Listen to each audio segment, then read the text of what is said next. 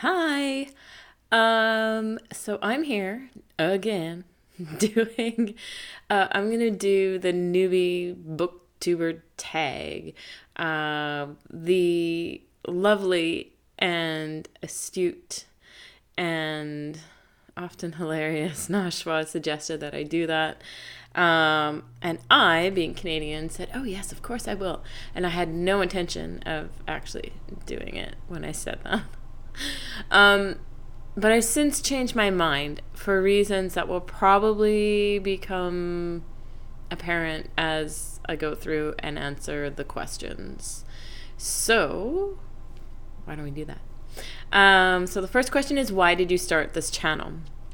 And this is kind of a long, epic tale. Um, and because I don't want to do this as a two-parter, I'll try to do it that too long didn't read the Tilder version. So every summer I spend my summers camping. Essentially, I just kind of get to travel around and do whatever I feel like doing. And this summer, somebody broke into my car while I was doing that, and I mean, I was okay with them stealing my bike, my thousands of dollars bike, and my gear. Okay, I wasn't okay with it, but like, I made my peace with it pretty quickly because whatever, I can replace that. But one of the things that they stole was my notebook. And I think about it and I still just, my heart just shrivels up and feels terrible. Why would you steal someone's notebook? You don't need it. Anyway, done is done. They did it. So here's the thing. I have over the years consistently tried to get into keeping track of all the books that I read. And I had started to get really, really good at it. And then my notebook got stolen. And I've just felt frustrated because I just feel like I've never come up with a good system of logging the books that I've read and keeping track of what I've read. I mean, I'm getting old and I keep forgetting which books I have already read. I reread books and I have duplicates and triplicates of books because I can't remember what I've already bought that's waiting to be read. Things like that. So I've been trying to come up with a system. And so after that happened, I've just kind of been thinking about, well, what's a good system of doing that? And one of the ideas that I had tossed around in my head was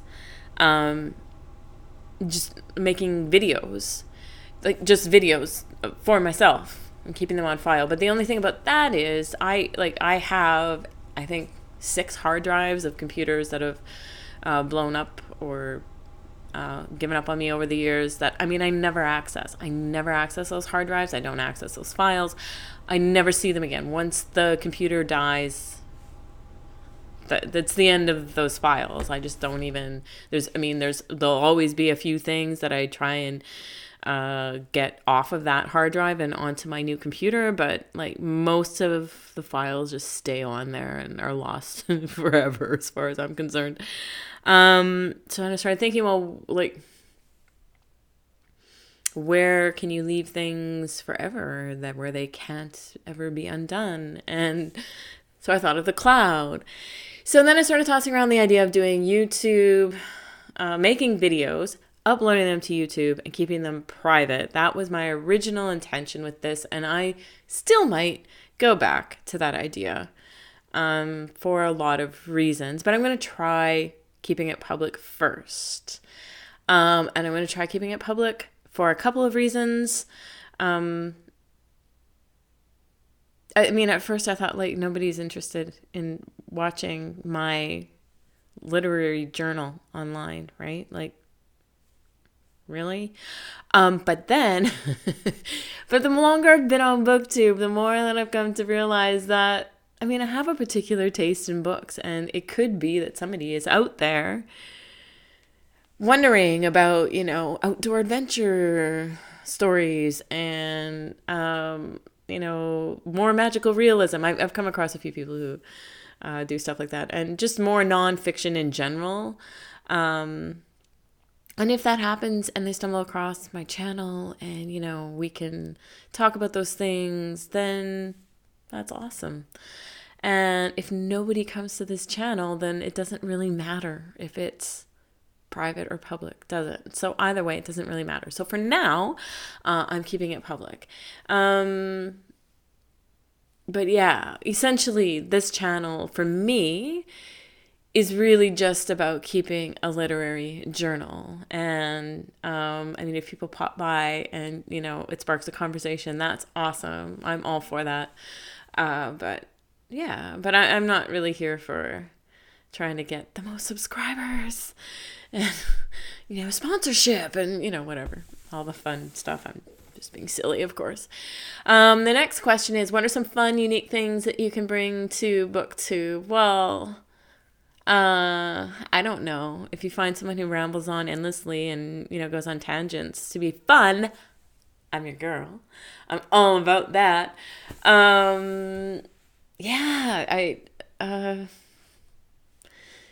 Unique. I'll say this. I haven't, and I'm sure it's out there. I've only been on Booktube since the end of September. So, yeah, I mean, there's lots out there. I probably just have not come across it. But yeah, unique would be probably like my reading list is pretty different than most people's, which is totally awesome. I'm totally fine with that. I don't mean that as like a bad thing, but I mean, it's the unique thing, right? But yeah, that's what I can think of for now. And I do, I'm not just tangent. I don't just like go off on tangents when I'm talking. I do it when I'm reading too. So I will be reading something and then I'll like get lost in doing research that's connected to this, which is connected to that. So if you're the sort of person who likes going down rabbit holes, yeah, I'm here for it. You can go down rabbit holes with me if you want to. Because I have been and I intend to continue linking online things that I have found when I'm reading and I think, oh, that reminds me of this thing, and or oh, that's really interesting, I want to know more about that, and then I'll research it. So I do a lot of that kind of thing, which makes me probably quite a bit nerdier than a lot of people, even on Booktube. So welcome here, I guess. What are you most excited about for this new channel? I'm excited to keep track of what I read. Really, I'm excited to get my thoughts out quickly, just by talking them out instead of writing them out. Oh, wow. Like the hours I've saved since I've started just doing videos instead of like writing as a journal. It's pretty intense. But yeah, I'm excited about that. Yeah, I'll just leave it at that.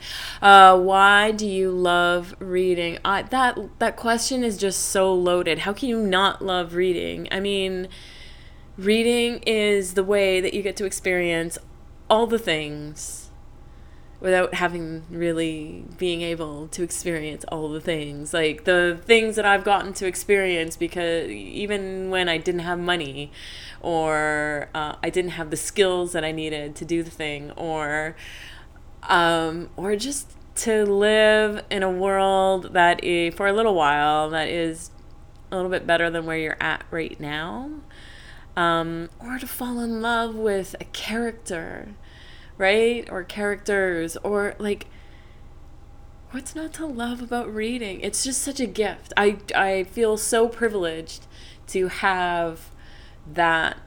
I tell my students it's a superpower because it really is.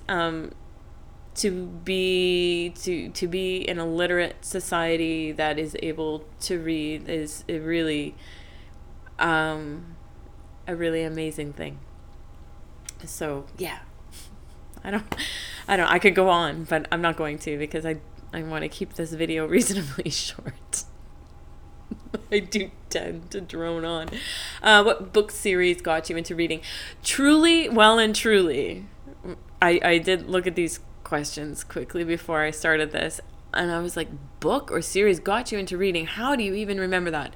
I was very young when I started reading. Like, it's reading for me, like, it's always been a thing in my life. Like, I don't remember a time, like, if I think about my childhood always, always, always included going to the library once a week with my mother. And there were always books.